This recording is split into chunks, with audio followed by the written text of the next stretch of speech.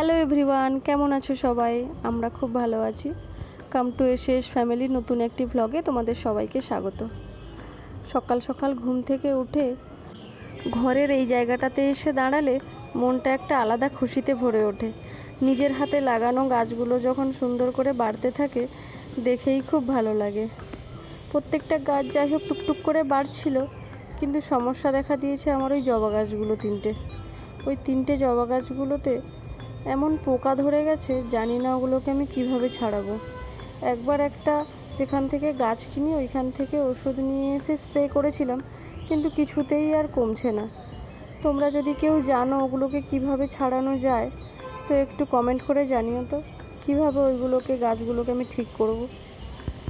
গাছগুলো একদম বাড়তেই পারছে না, আর একটা ফুলও ফুটতে পারছে না। দেখলেই খুব কষ্ট হচ্ছে, কি করে যে ঠিক করি কে জানে। এই জবা গাছটা নতুন আনা হয়েছিল, এটাতেও একই অবস্থা হয়ে গেছে। কুড়িগুলো যদিও বড় হয়েছিল, কিন্তু আর কিছুতেই ফুটতেই পারছে না। যাই হোক, তোমরা যদি কেউ কিছু ওষুধের নাম জানো তাহলে আমাকে প্লিজ জানিও, আমার একটু হেল্প হবে। তো যাই, এবার বাড়ির কাজগুলো আস্তে আস্তে শুরু করি।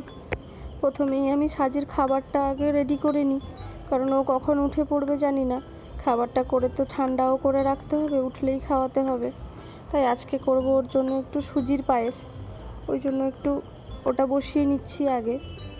আমি এখনও ওর খাবারে তালমিছরিই ব্যবহার করি, এখনও ওকে চিনিটা দিই না, ও তালমিছরি দিয়েই এখন খায়। ওর খাবারটা বসিয়ে নিয়ে তারপর আমাদের দুজনের জলখাবারটা একটু রেডি করব। সাজি উঠে পড়লে তো আবার ওকে সময়টা দিতে হবে, তাই আগে সকালের খাবারগুলো রেডি করে নিয়ে তারপরে আস্তে আস্তে দুপুরের খাবারের কথা চিন্তা করব। আজকে সকালে আমরা দুজনে মুড়ি খাবো, তাই ভাবছি একটু ঘুগনি করব। কালকে রাত্রেবেলা মটরটা ভিজিয়ে রেখেছিলাম। আমি আর ঘুগনি অনেক দিন থেকেই ওই মটর আলু আগে সেদ্ধ করে তারপরে মশলা কষে ওরকমভাবে আর করি না। আগে ওরকম করতাম, কিন্তু মা আমাকে একদিন বললো ওরকম করলে তেলও বেশি লাগে আর ঝামেলাও একটু বেশি হয়, তার থেকে একদম একসঙ্গেই প্রেশার কুকারে করে দিবি, খুব ভালোই হয়। আমি বললাম তাহলে দেখি, আমিও একবার চেষ্টা করে আমিও একবার ট্রাই করে দেখেছিলাম, সত্যিই তো খুব সুন্দর হয়েছিল। তাই আমিও তারপর থেকে এরকমই করি, যে একদম প্রেশার কুকারে আলু, মটর, পেঁয়াজ কুচি, আদা রসুন বাটা, তারপরে এই একে একে সব মশলাগুলো দিয়ে দিচ্ছি। হলুদ গুঁড়ো, ধনে গুঁড়ো, জিরে গুঁড়ো, ধনে গুঁড়ো না দিলেও হয়, আছে যখন একটু দিয়েই দিলাম।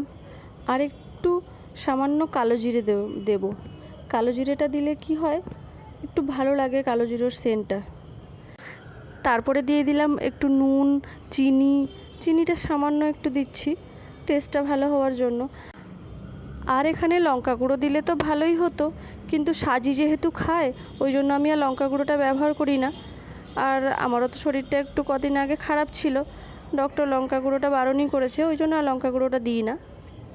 ও হ্যাঁ, আর একটু টমেটোও দিয়ে দিলাম। গুঁড়ো লঙ্কার বদলে আমি এখানে দুটো কাঁচা লঙ্কা দিয়ে দেবো। আর সবশেষে দিয়ে দেবো তেল। তেল এখানে একদম সামান্য দিলেই হয়, যতটা কম দিলে তাতেই হয়ে যাবে। তারপর জল দিয়ে একসঙ্গে মাখিয়ে প্রেসার কুকারে 5টা থেকে 6টা সিটি দিয়ে দিলেই ঘুগনি একদম রেডি হয়ে যাবে। যা গরম পড়েছে, এখন হালকা পাতলাভাবে রান্না করে খাওয়াই শরীরের পক্ষে ভালো। তো এ পর্যন্ত যারা যারা আমার ভিডিওটা দেখছো তাদেরকে অসংখ্য ধন্যবাদ। তোমরা ছোট্ট একটা লাইক, কমেন্ট আর চ্যানেলটাকে সাবস্ক্রাইব করে আমার পাশে থেকো।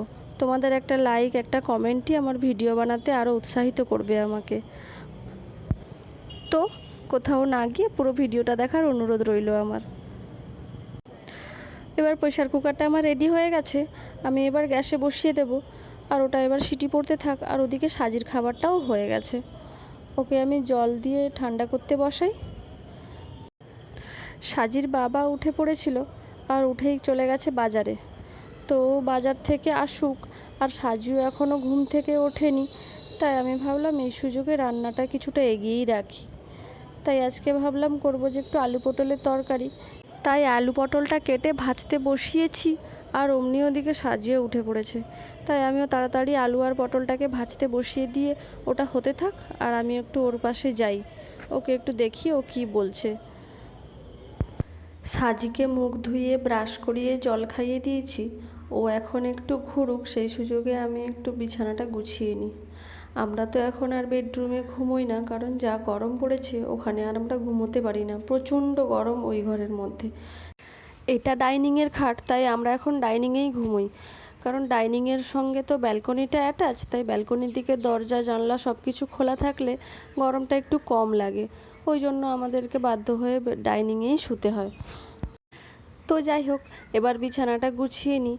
এটা তো ডাইনিং, তাই এখানে বিছানায় বালিশগুলো অতগুলো রাখা যায় না, তাই বালিশগুলো সব ওই ঘরে রেখে আসলাম।